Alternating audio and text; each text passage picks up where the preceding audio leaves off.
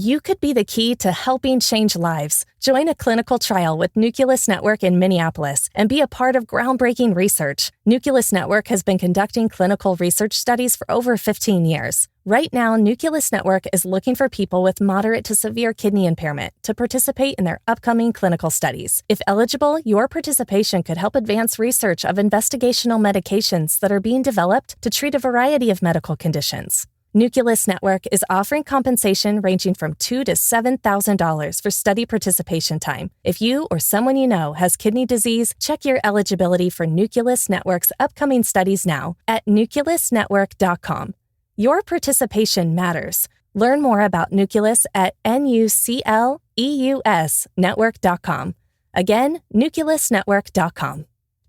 At Baker's Pharmacy, care is what's most convenient for you. Care is being here when you need us. We're open evenings and weekends. Care is helping you save more. Most insurance plans and discount cards are accepted at your local Baker's Pharmacy. Care is saving you time by managing your prescriptions online. You can request refills, check order status, and more. Care is convenience that works for everyone. Baker's, a world of care is in store. Services and availability vary by location. Age and other restrictions may apply. For coverage, consult your health insurance company. Visit the pharmacy or our site for details. Welcome back to another episode of the Girl Stop Playing podcast. It's your favorite homegirl, Coriel, here to encourage you to stop playing with your potential and start working for what you want in life and in love. You already know that I'm bringing you the information and the conversations to help you make the money and get the honey. You can have it all as long as you are willing to work. Now, baby, today you are in for a treat because the conversation that I'm about to let y'all in on is one that I think can absolutely improve the way you relate to others, both personally and professionally. So most of us are familiar or have at least heard of the 5 love languages. Well, attachment theory is like next level. It's like the love languages on steroids, okay? It really gives you quite an introspective look at yourself and at your childhood experiences and how those experiences shifted or impacts the way you relate to people romantically or platonically or professionally as an adult. So in this conversation, which is a replay from the Selfish Summer Summit, I am introducing you to my therapist, Taylor Chandler, who is an attachment therapy specialist. So let's get into it. Baby, you might want to get your notebook ready for this one. In the spirit of self-awareness, which is like one of the founding kind of principles behind this whole experience, I have definitely personally learned the benefit, the value of being as self-aware as we possibly can. It has taken me far personally and professionally. And the thing about self-awareness is not necessarily thinking that self-awareness is really being willing to realize that you don't have it all together. It's really being willing to realize that there are some areas of opportunity. Okay, let's say it like that. There are some areas of opportunity in your life, and all of us have areas of opportunity, but we run into trouble when we try to overlook those areas of opportunity, when we try to pretend like those areas of opportunity don't exist, or when we develop this I am who I am, so you got to take me as I am type of mentality. Whether we're talking about personal relationships or we're talking about like your professional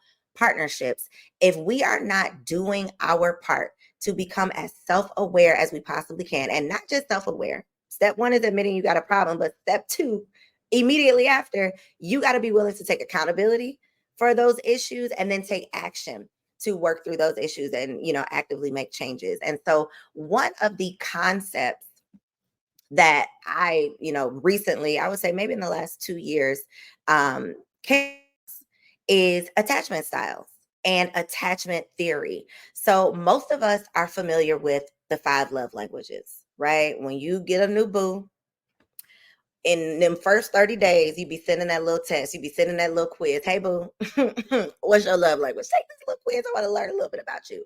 As excited as we are to get to know that new boo, that new potential partner, we got to be just as excited to get to know ourselves, because the more we know about ourselves, the more we can embrace ourselves and show up comfortable in our own skin and confident, confident with ourselves, because that confidence will definitely carry you so much further than somebody that's trying to shy away from their truth.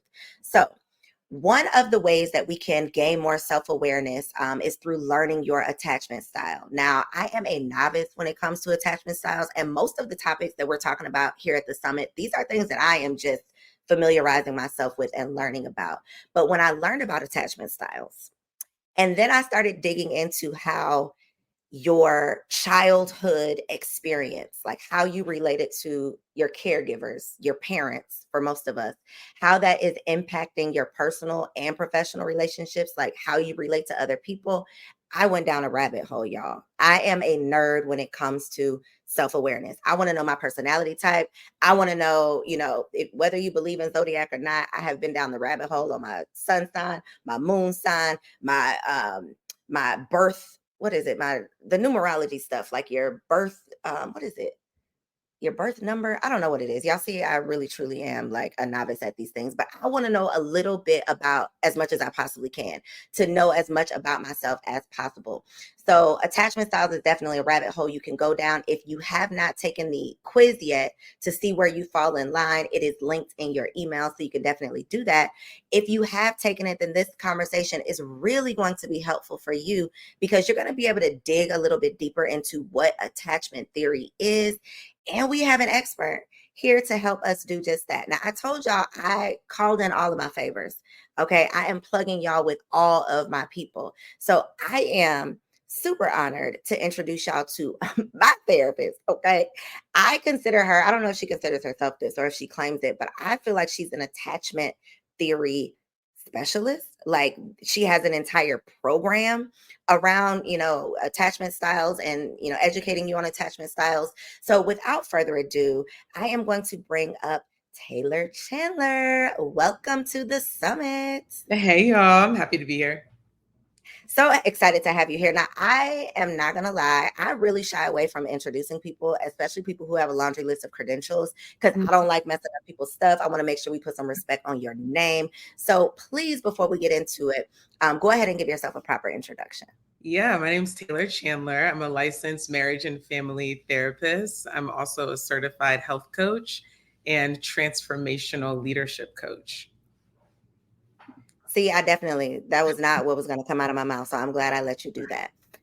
Okay. So Taylor, I want to know, my first question is, like, where did attachment styles come from? Because I honestly think when we did that tonight's conversation taping, that was the first time I had ever even heard of the concept. And I immediately got on my phone and was Googling, like, what is this that everybody else seems to know about but me? So where did this come from? Is it new, or am I just late? So good question, because to me, it's a little bit of both. I think it's new in the sense of, like, it's kind of now like a buzz topic, like sort of how things become pop psychology. But it's also new when in the context of research and the medical fields and the psychotherapy field. So, and the research really started in the 1960s, which I consider very new. And there's a whole conversation about that, about what we should have expected our parents to know and how they should have, raised us in a way that helped us to be secure kids. But this wasn't, when we say like the research started in the 60s, that means that it goes through a long process before it even becomes really like available to the public. And so the research started in the 60s. So it takes a long time to get through all of the red tape of research and all of the academic part of the whole thing before we start to get to a book like the book that a lot of people have read. It's called Attached by, his last name is Amir. And he's actually a medical doctor. He's not even a therapist. And he picked up on attachment, people's relationships having an effect on their physical health, which now we know that people's attachment styles really do affect blood pressure, their heart health, all kinds of things. So long answer to a short question. It started in the 60s, but it really just started to become more poppy like in the last 10 years. I think even accepting that concept is like taboo for most of us, because, we talked a little bit about this last night, like Western medicine versus Eastern medicine. Western medicine separates everything. Western medicine, when you go to your doctor and you complain about a symptom, I have not one time had a doctor ask me, how am I doing emotionally? Because they know that there's a tie between my emotional health and my physical health. Except when I go to the Chinese doctor and he's asking me, like, how's my stress levels? Am I laughing? I've never had a doctor ask me, how much am I laughing? You know, you need to laugh more. Those are not conversations that we are used to having. And because of that, we don't usually connect the dots of, well, if I am in isolation, this is something that I learned about myself. Okay. If I'm in isolation, if I'm isolating myself, or if I have these strained personal relationships, if I am not fulfilled within my relationships, that can literally start having physical impact on my physical health. And so a part of this whole summit, Taylor, is just to cause some aha moments, like to have some light bulbs go off for people to be like, wait a minute, is my blood pressure up? Because I had this specific issue when I was a child, or, am I not married yet because I got these mommy issues? Hello, somebody. Yeah. We are not relating the things. We are separating every single thing, and it's all within us. It's all within us. Yeah. So one of the things that I want to just kind of set the scene for, or set the stage for, is encouraging the ladies to know that, and I would love for you to do this, regardless of what your childhood looked like, you still have an opportunity to learn, grow, and heal. So can you talk a little bit about just that part, so people don't get caught up on their childhood? Yeah, and I love that you're starting with that, because probably a mistake that I've made when I did a lot of workshops years ago was I started with all the problems, and people would get very overwhelmed. It was like, and I would always get questions in the chat like, but can I change it? So I love that you're starting there, because yeah, you can, for sure. Your attachment is flexible. I think that a lot of people they're not coming out of childhood. We are not coming out of childhood with secure attachment, but we can change it. The two words I think that are most important is it needs your attention, and it needs your intention. Like, you got to put your awareness on it, and then you got to put some action behind the awareness, but you can absolutely change your attachment. So, okay. So what are the 4 attachment styles? And does everybody fall into one of these categories or no? You can have a mix. So I'll outline the 4 different styles first. There's 2 categories. One category is the insecure category, and the other category is the secure category. On the secure side, we just have the secure attachment style. So that takes care of one. So we have 3 others. One on the insecure side is the anxious preoccupied style. A second attachment style on the insecure side is the dismissive avoidance style. And then we have the fearful avoidance style. The anxious preoccupied style, some indicators of that style, someone might identify themselves as, or other people have identified you as, being clingy. You find yourself ruminating over the relationship, like what went wrong, even if no one said that anything is wrong. You're thinking about what kind of mistakes that you've made, or how you might have messed the relationship up, and now they're never going to talk to you again, or they're going to leave you. Another indicator, you might look over red flags and rush into a relationship before actually discerning whether this is a relationship that's actually healthy and safe for you. So the anxious preoccupied style can move pretty fast emotionally, even when the other person is not moving with you. And the anxious preoccupied style usually does, and they typically start to want to work on their attachment style when they've had enough relationships with, or a really significant relationship with, a dismissive avoidance style, which is that second style I mentioned. So the dismissive avoidance style is going to minimize the relationship. They'll withdraw when things get too close or too intimate. And people find them to be surface level, superficial. It doesn't mean that you're like a bad person, but it does mean that they tend to be guarded, which is like bait for the anxious preoccupied style, who really wants them to open up and really wants to be that special person that they get, like that warm part of a cold dismissive avoidant style, which they get sometimes. We call that intermittent reinforcement, where every once in a while you get a signal that they're really going to go all in with you, and then they back up again. The fearful avoidance style is going to be a mix of both. So that's that combination. It's in one person that has an anxious preoccupied style and a dismissive avoidance style all mixed into one. And it's just reacting off of whatever the other person's giving. So the other person starts to come close, that the fearful avoidant tends to withdraw more, and the other person starts to go away. The fearful avoidant starts to come closer, rather than having more of like a steady state of being the clingy one or being the one that withdraws. They're going to do either one based on what the other person's doing. So if you are out here getting ghosted, y'all, and this might not be you. Let's talk about your friends, okay? Take the pressure off Right. of yourself. Think about your homegirls, okay? And you can identify usually based on these descriptions, the homegirl that is like always getting played. She's always in love and then she's getting ghosted, right? That could be one type of person. The person that like rushes into the relationship, or the person who he's never good enough. Something's always wrong. It's never going to work. You know, like they can never be satisfied. I think we can definitely all identify, to your last point, in kind of being reactionary sometimes, like depending on what you give me, you know, you're going to get this. So we can show up, you know, based on what somebody's given us. But then your true attachment style, would that be what you're naturally prone to? So that's a good question.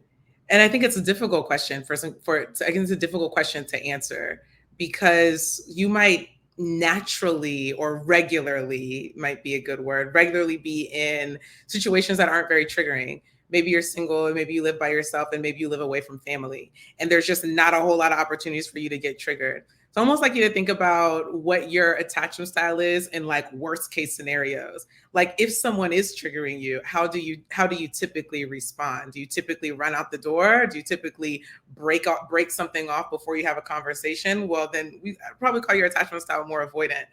Or do you, when you're triggered, do you find yourself apologizing, over explaining yourself? You might lean anxious. So you think about like what happens when you're triggered, and that's going to give you an idea of where your attachment style really is, rather than thinking like, oh, well, I'm at peace because I just don't have contact with a whole lot of people, or a whole lot of people that are important to me, or I'm not dating right now. And yeah, you seem fine. And then you start dating again, and all of a sudden now we need therapy. Because listen, it is real easy to be a secure attachment when you ain't got no choice. Right, Okay, right. you ain't got no and this is the mind-boggling part. And Taylor, I gotta schedule a session with you, so because there have been new developments. But Okay. you'll be real healed until somebody triggers you. You know, like me, for example, I am super self-aware. I know all of the information. I got logic down pat. I know better. But baby, it'd be hard to do better sometimes when Right. you get in those certain, you know, those situations. And that is, I think, a part of the healing journey, I hope, is that it is truly a journey. It's not a destination. You are learning every single day, and you don't know what's going to trigger you. So I love that there is hope that we can get to the secure attachment. But we're never going to be perfect. So I guess what is ideal? Is it to be able to manage your emotions regardless of the situation you're in, or like what can we aspire to? Yeah. So like what's realistic, right? Like you're going to have triggers. We're all going to have triggers for however long, right? And as long as we have relationships, there's always going to be something to react to. So I like for people to think about things in terms of like process, rather than like a black and white outcome. Like I'm either healed or I'm not. Think about it more like, when something does trigger me, am I able to catch the trigger, and do I manage it as best as I can, as often as I can? Like as best as I can, as often as I can, which leaves some room for like, sometimes it's just not gonna happen. Like sometimes you really gonna get a different version of Taylor. Like it's just not, like I just don't have it in me in that moment. So, but am I aware enough to know when I've missed it? Right? Like, am I aware enough to know that wasn't a good moment? That really wasn't how I want to show up. And can I own that? That's a much more realistic healed person than like, I just never get triggered. Nothing ever bothers me. That's not real. So the expectation is not for there to be no triggers. The expectation is for you to know how to manage those triggers the majority of the time. The majority of the time. Let's say 80-20. Can we say 80-20, or should it be like 90-10? Let's see. If I had to give it a ratio, I want you to hit 90-10. I want you to hit 90-10. That's like an A minus, right? In school now, a B plus, A minus. I think that's good. That's really okay, good. 90-10. So we are not expecting perfection. And this is the other part too. Not seeking perfection, because once you gain this self-awareness, and once you realize, okay, you ain't perfect either, you got some ish that you're still working out, then that starts to adjust the lens at which you are judging everybody else. Mm-hmm. Specifically, these men that we be, get into these relationships with, because we will have the expectation of them to have it all together, not realizing that we don't even have it all together. Yeah. So what should be our expectation, or should we have an expectation in a relationship? Like if you are entering a relationship, you are, being courted by someone, and you realize, okay, wait a minute, he has this little tendency to do XYZ. How Mm-hmm. much leeway should we give, Mm-hmm. to say, okay, I see you're healing, but you're clearly not healed. Right. How do we get out of our own way by expecting perfection, but then also not settling for less? The big thing with that is someone able to hear you? Like, can someone receive feedback? I think that is so much more important than are they checking all of the healed boxes. I mean, it's probably a certain number of boxes that if they're not checked, it's probably going to be a problem, like regardless of how much feedback they can receive, right? That's a different conversation. But when something happens, right? Because something will happen where you notice, like, okay, when there's a conflict, you don't text back as quickly, or I don't hear from you for a day, and that's not really like you. Or when there's a conflict, you're like blowing up my phone. Like, are you okay? Like, is someone able to receive the feedback and take ownership of their behavior? I think that is first and foremost, that's the most important thing. Right. And then from there, I got to say this, because sometimes, right, when you say something, you want somebody to just like fix it right away. You got to give people some time and space because we have to understand, right, at this point, I mean, most people, right, that are consuming your content and that are consuming my content, 30 plus, right, age 30 plus for most people. That means that they've been living this whole time doing things in a certain way. And it could be the very first time that somebody has pointed something out to them, or that they cared enough to listen. If they're really into you, they go listen. They're going to try to understand like what you're talking about. And so we got to give people time and space to change and reconfigure their patterns, which takes, for different people, it's different paces. So what is the attachment style? Y'all, I end up telling all my business. What is the attachment style when you can just cut somebody off and never talk to them again? Avoidant. Yeah. Avoidant. Yeah. So if you are an avoidant attachment style, and y'all ain't here, so I'm using myself as an example, but if you are an avoidant attachment style and your go-to is, okay, you messed up one time and I'm never going to talk to you again, that's not healthy, right? Right. How do you gauge where like the red flag is versus like the black flag, Grim Reaper is over with? Like, is there an attachment style that, okay, if they display this behavior, it's too far gone, you should just never talk to them again? Like, how can you be a reasonable person? Yeah, I love these questions. And I think it's different for different people, right? And we all have different triggers, different traumas in our past. There are certain things that for person A, there's something that happened in their past that if you do this thing again, right? Or you do this thing, this is the third time you do this thing, and it reminds me, and it's something that was really traumatic in my childhood. And person B, they get that same trigger, but they don't have a history of that. It's bothersome, but they don't have a history that is being triggered in that moment. They're gonna have different responses to that thing. So I think different people have different things.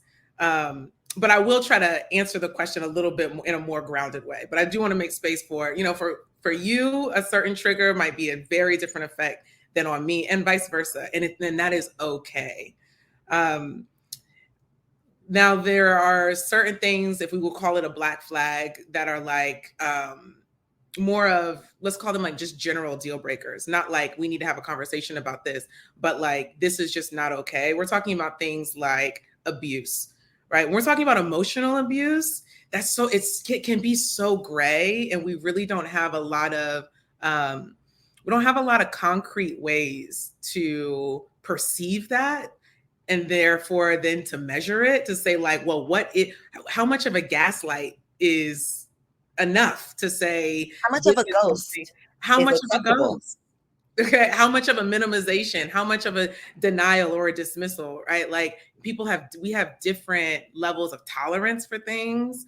There's so much nuance, but I do think that when we're talking about like what is what is reasonable to say, like, this is a cutoff and it's a never again. That's when we're talking about things like abuse. And of course, the things that are able to be measured more easily are things like physical abuse, things that where children are being harmed, or children, or even the threat of harm, right, to you or a child. Those are more of like the very clear cut things. And then we have all this gray area in between of emotional problems that you may or may not have capacity to deal with other person. Gotcha. So if this new boo displays something that reminds you of the last one that you got drugged by, that is obviously going to trigger you in a different way than a woman who has never experienced that. And yes, she don't like it, but it's not reminding her of this terrible experience. Yes. And even then, when I just hear that small like example, I hear in that time, right? Like if that was your ex, your most recent ex, that can be very different than your ex in college. And this was 15 years ago. So there's so much gray. So much gray. And I want to take it back to the childhood part, because as I'm having these conversations with just so many therapists and, you know, having these really like therapeutic conversations on the podcast, it all goes back to childhood, literally, like every single thing, which is why as mothers, we got to get our ish together, because we will literally ruin the next generation. That's a lot of pressure. Trust me, I know. But if we don't get ourselves together, the impact that we are making, I mean, it is literally monumental. Yeah. So when it comes to childhood, though, I feel like it's a lot of times just black or white. It's either like you were abused as a child or you had this great childhood. But coming from a 2-parent home does not mean that was a healthy childhood. Right. Just because you were not physically abused does not mean that you had a healthy childhood. So from your professional experience, what are some of those examples of unhealthy childhoods that people may be able to identify with and be like, oh, wait a minute. I didn't even think, like, I thought my childhood was good. And I'm not trying to, you know, rain on anybody's parade. But I think when we are unaware, when we don't even realize, okay, that was not healthy, then we end up repeating those same behaviors. Yeah. So what are some things that, you know, we may have experienced that we don't even think as trauma that could be impacting? Yeah, the biggest, I would say, God, and sometimes I don't like using things like the biggest or the most, but I really think it's safe to say that if this is not the biggest blind spot, it's number 2, which is that the overworked mother, and the rationalization of that really prevents children who are now us adults from being able to see the impact that had. And what I mean by the rationalization of it is, let's say this was a single mother, which we know that's just most people in general. Yes, it's worse for the Black community for sure. But at this point in America, people are growing up in single parent homes. It's an epidemic among, let's just say Black and white, because the Asians, they tend to keep it together. But anyway. So let's say we have the single mother, and because there was one income or just one person that was taking this was the primary caregiver, we know that she had to do it, right? Like if she did not work, then who was going to feed the kids, right? Well, that has an impact. There's this whole miss of the physical presence in the house. We have latchkey kids. There's this whole miss of the emotional attunement because she just really doesn't have the energy. My parents were divorced, and I think my mother was a really amazing mother. And I also know, ain't no way you were working like this and you couldn't possibly have the energy to be emotionally engaged the way that you would be able to if there was a present and engaged father in the house, right? It's just, you know, we're just talking at this point, numbers, just run the numbers, okay? It's just literally not possible. So I think that one of the biggest blind spots is the mother who was working a lot and had to do it in order to keep everybody alive, we miss all of the emotional engagement with the child. Now we could say the same thing on the father side, even if he was in the house, because we also hear that, right? That the father who was working a lot, it's the same thing. But it's more of an issue with the mother doing it, mainly because it's typically the mother who is the primary caregiver. So that's why I frame it that way. Although it does work on both sides, it's a bigger issue right now when we have the mother who's doing that. And is that where the like theory of one of the biggest indicators of what is it? It's like one of the biggest indicators of a healthy childhood is the happiness of the mother. You know, like if you are in this role, whether you're single or not, okay, because I am even, you know, and I am never going to change my opinion on, you know, the fact that a two-parent household is the ideal situation. Mhm. Never going to come off that soapbox. However, I do also understand and do also. Okay, listen, I'm about to let you in on my secret weapon for the summer. It's by the Osea brand and it's an algae body oil. Now, you're probably thinking, algae? Yes, baby. This vegan, cruelty-free, clean body oil literally leaves me with the perfect summer glow. It leaves my skin feeling soft and smooth, and it has the best scent. It's like this citrusy grapefruit scent that literally my husband can't keep his hands off of me. If you want to experience this for yourself, log on to OseaMalibu.com, search for Undaria algae body oil, and use GSPP as your discount code to save 10% off. That's OseaMalibu.com. Looking for a side hustle that can have a huge impact? Nucleus Network has been conducting clinical research studies for over 15 years. Right now, Nucleus Network in Minneapolis is looking for healthy people ages 18 to 55 to join their upcoming clinical studies and is offering compensation ranging from $2,000 to $7,000. Get involved today. Check your eligibility now at nucleusnetwork.com. That's nucleusnetwork.com. At Baker's Pharmacy, care is what's most convenient for you. Care is being here when you need us. We're open evenings and weekends. Care is helping you save more. Most insurance plans and discount cards are accepted at your local Baker's Pharmacy. Care is saving you time by managing your prescriptions online. You can request refills, check order status, and more. Care is convenience that works for everyone. Baker's, a world of care is in store. Services and availability vary by location. Age and other restrictions may apply. For coverage, consult your health insurance company. Visit the pharmacy or our site for details. I have personal experience in an unhealthy two-parent household. So just because you have a partner, just because you have a husband, just because you make a lot of money on your job, does not mean that you are mentally well.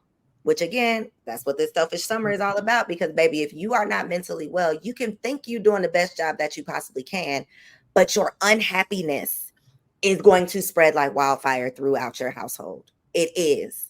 Okay. You can try to hide it all day long, but when you are stressed out, overworked, and feeling unappreciated, you can't, like, you could try to fake it till you make it all you want to, but it is going to have an impact on your children.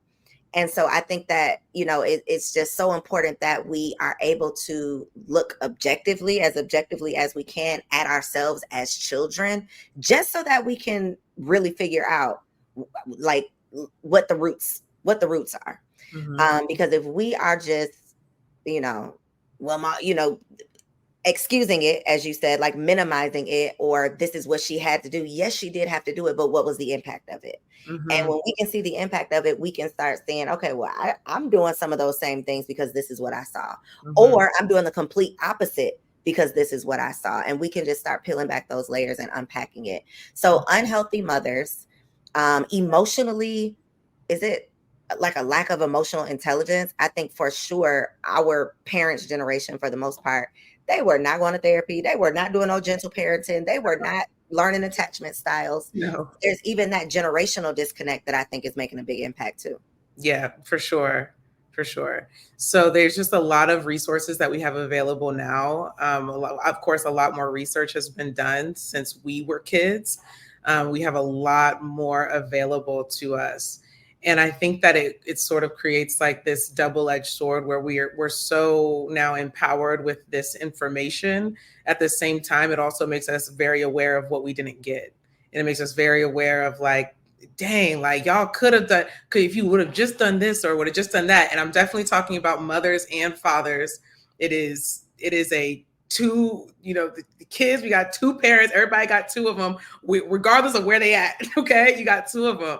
And it's definitely a two parent issue that creates these issues with the child. We have all this information now that now we're able to see all of the gaps. And I think that has its own trauma in and of itself. Mm-hmm. So I think for women, for sure, it is so easy to like paint the picture when it comes to like our mothers, because we can identify with them.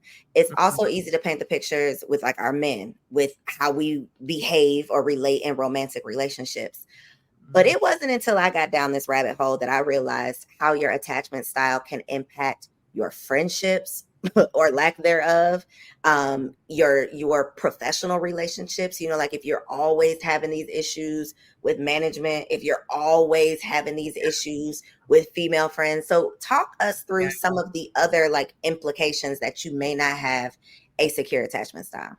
Yeah. So your insecure attachment can show up in any context. So you named all of the big ones, right? Work, family, friendships.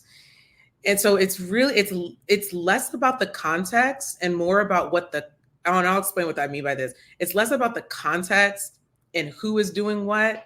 It's more about what is happening in those interactions and what those interactions are telling you, like what the meaning of those interactions are. Meaning that if someone is signaling to you rejection in any context and you have some unresolved issues that involve your parents especially, and it has to do with them rejecting you, not wanting you, not loving you, not accepting you, and you get that message from anybody, it's going to be a problem.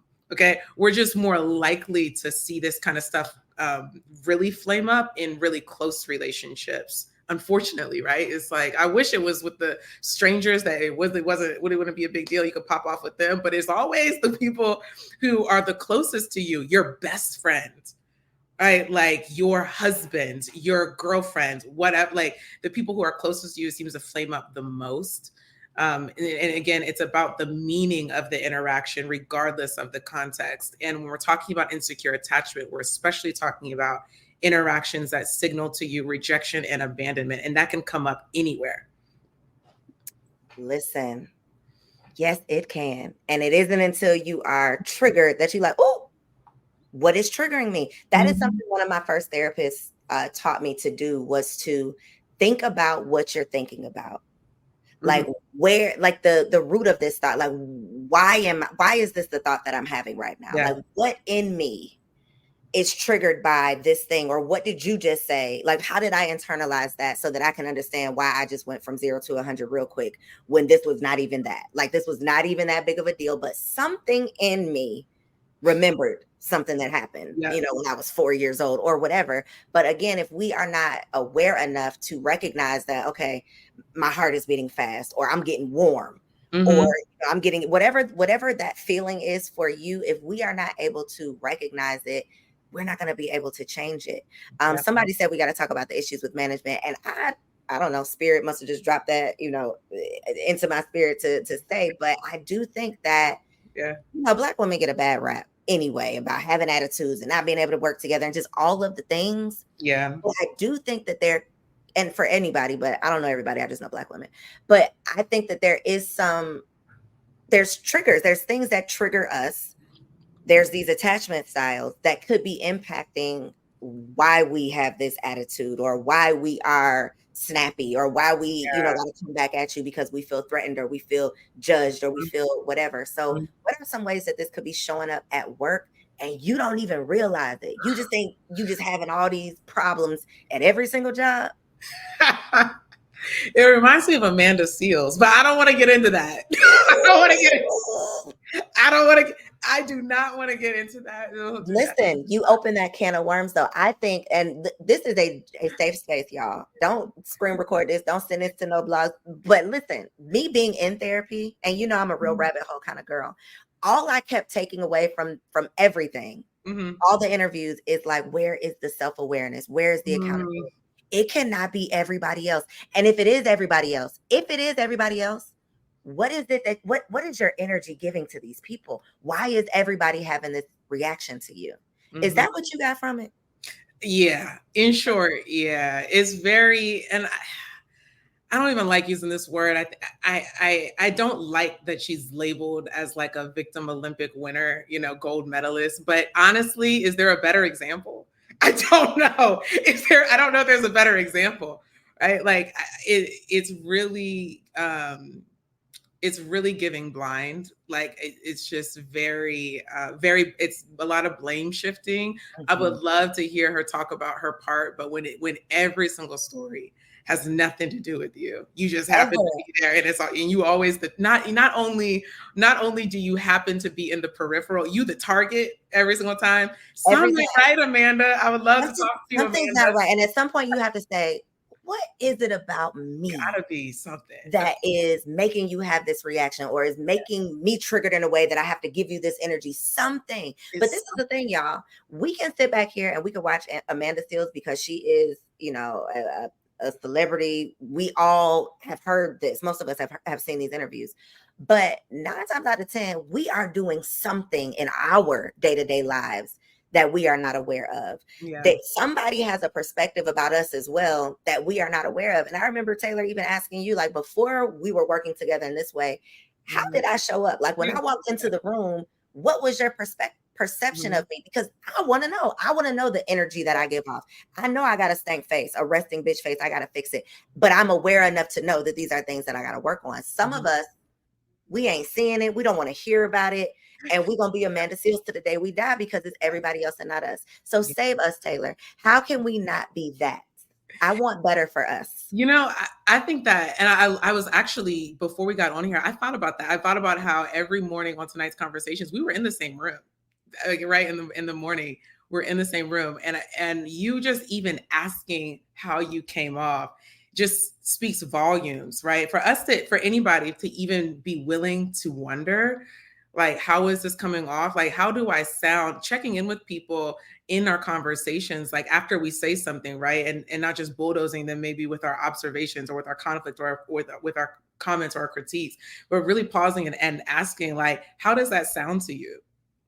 Like, how are you feeling right now as I'm talking about this? So that we can get some real, like, live feedback about how we are creating the experience that we're in, I think is huge.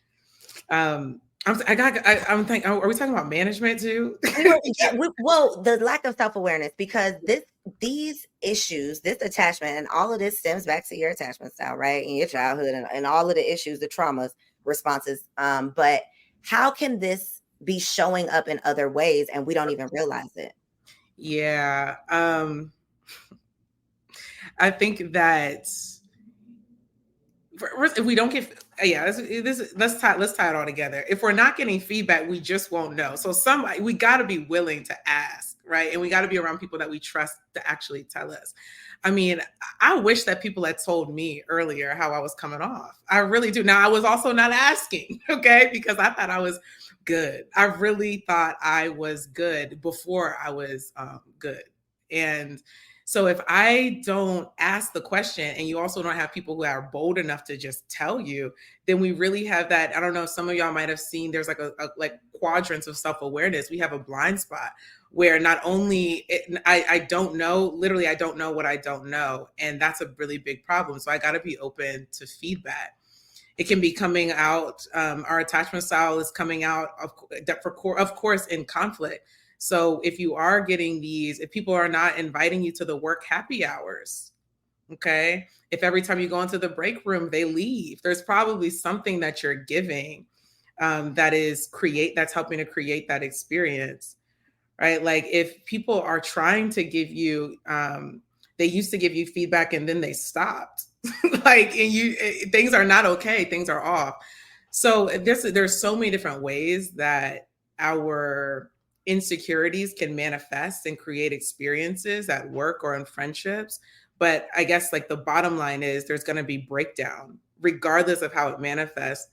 There's going to be breakdowns whenever our insecure attachment is flaring up, whenever it's affecting the environment, things break.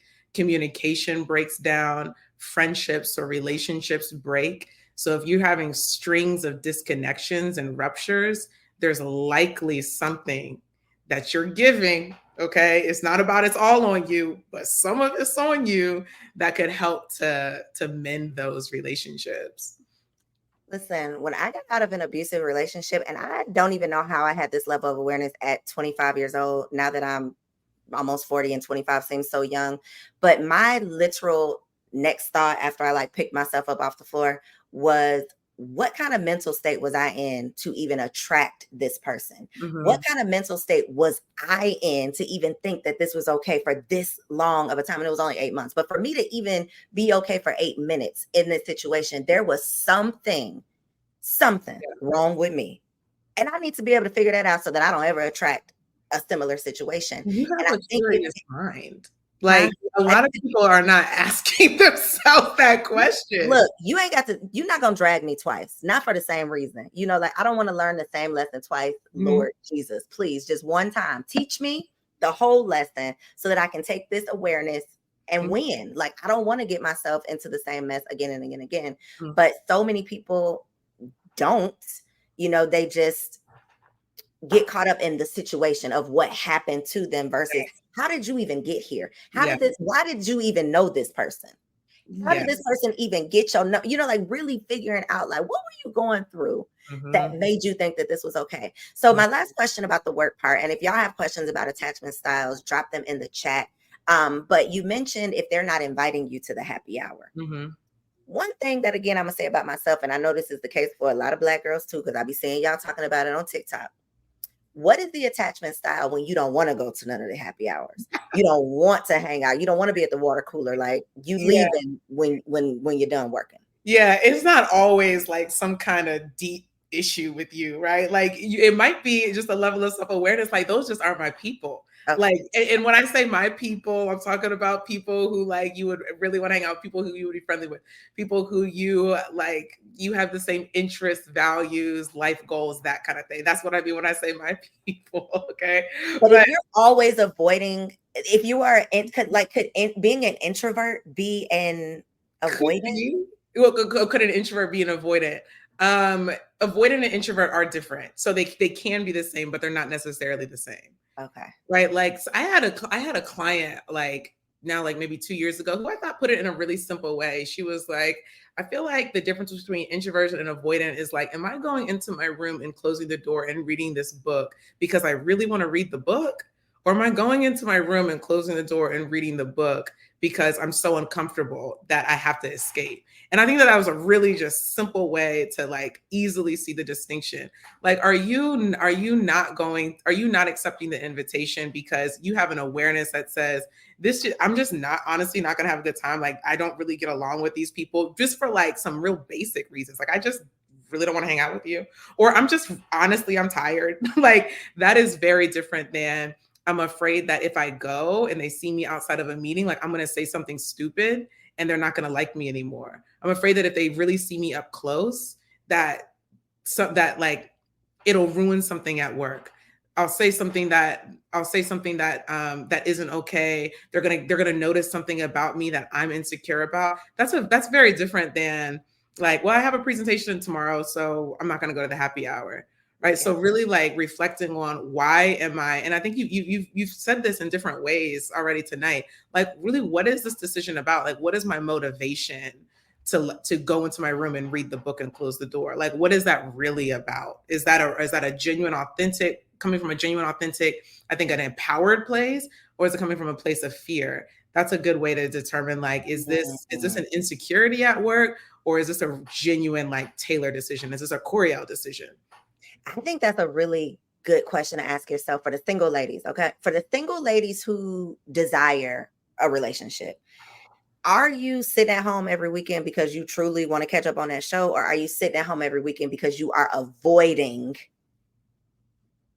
meeting someone, or you're avoiding, what could come along with that. I think it's so good to really know what your intentions are, because to your point, you could just really want to read that book, or you could be avoiding what you think that you can't have, or what you're not ready to work on, or all of that stuff that we need That's a good one. That's good. That's really good. Don't log off, y'all. Don't log off. Don't log off. Come back. Come back. Don't leave yet. Okay. I know some hit dogs gonna holler on that one. But self-awareness is for you at the end of the day, because you are not gonna get a prize for being self-aware. The prize is the life that you get to experience. The prize is you getting out of your own way. The prize is the quality of relationships that you get to experience, because you've worked through your own ish.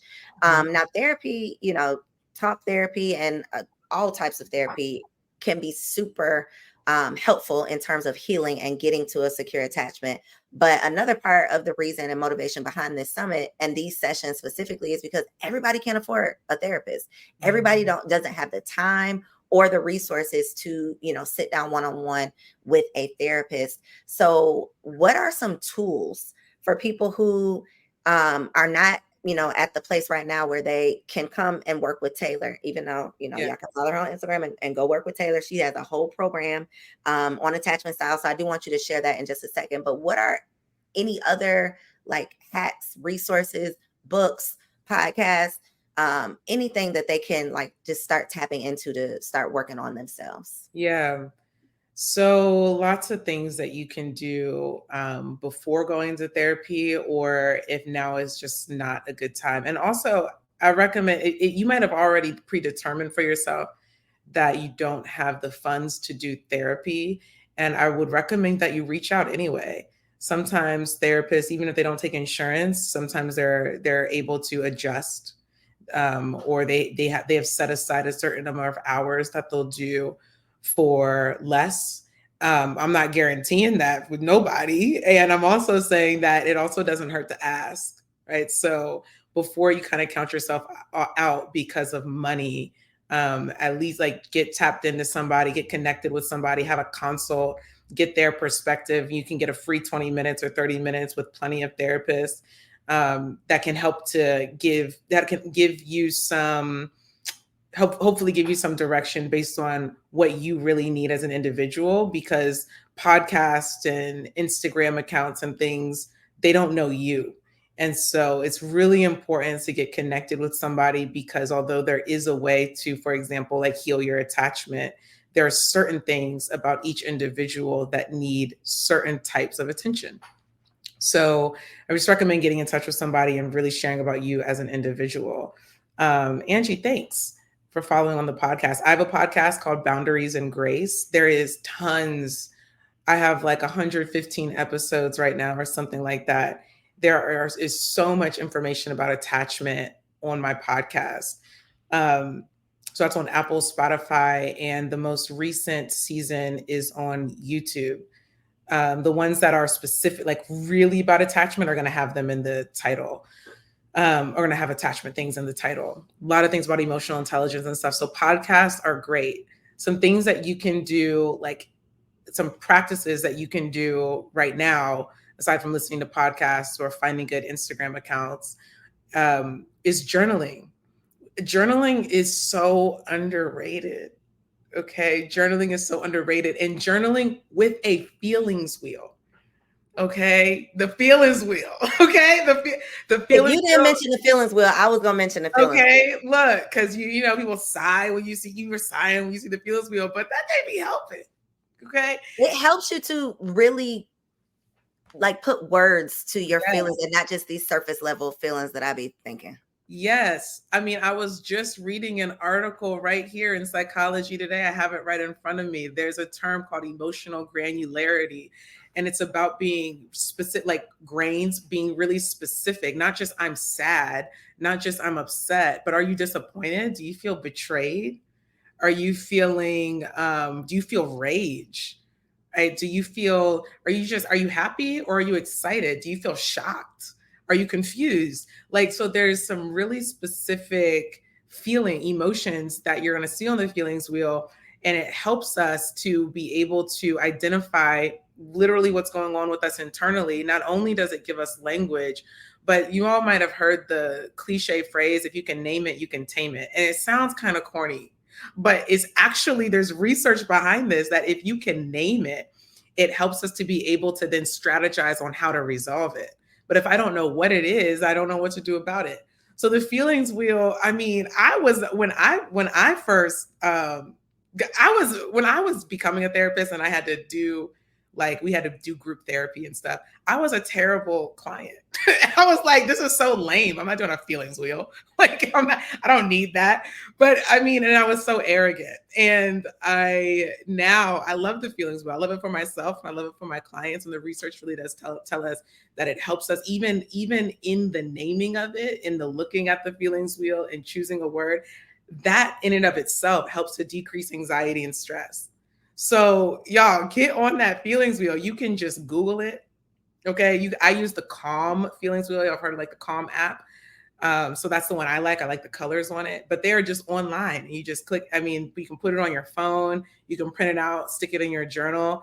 But I really cannot emphasize enough how much the feelings wheel can help. And it's something that you can just put in your hands right now today and start journaling. One of the reasons why insecure attachment can feel so overwhelming for people is because we don't have a hold on the thing that's going on inside of us. It's not just the thing that's triggering us on the outside, but it's that I don't have a hold of what's going on me on the inside. I don't know what it is, and I don't know how to bring it back down. And so journaling helps us to like really flesh out our own thoughts. It doesn't mean that you're solving it, but understand that the process of solving these emotional issues or these relational issues, it's a process, meaning that like just literally looking at it is part of the solution, okay, of like bringing it back down. So journaling is something you can do right now. The feelings wheel is something you can put on your phone right now.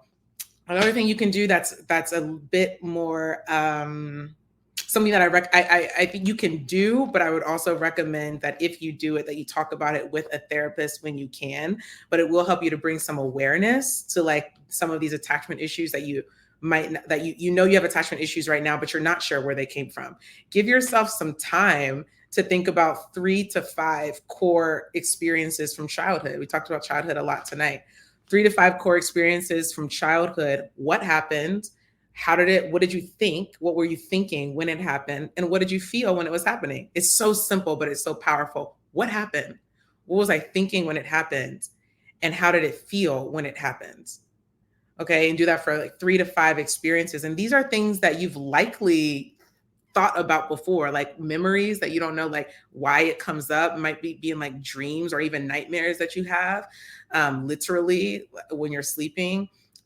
So 3 to 5 core experiences from your childhood.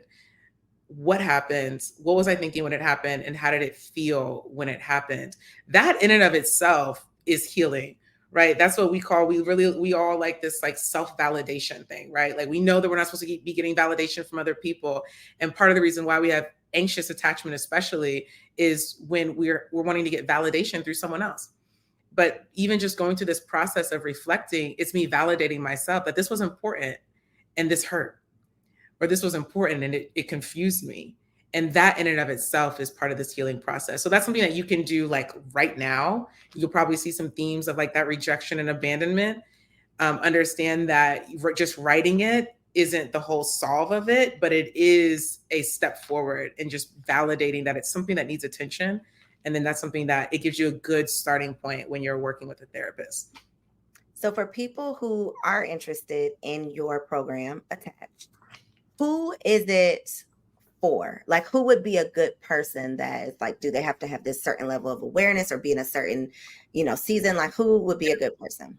I've had people in my groups and one-on-ones in all different, literally, every single walk of life, every single season of life, whether you're single or you're in a relationship or you're married or you have kids, they're 18 and up, or you have kids and they're really young, or you're divorced, you're newly dating, you're afraid of dating, you're 50, you're 28. Like it's a range okay, of people. So the most important thing for me is that you're willing to be wrong. Like that's I think number one, because we behave in ways that we really think make sense. And we found some way to justify our behavior.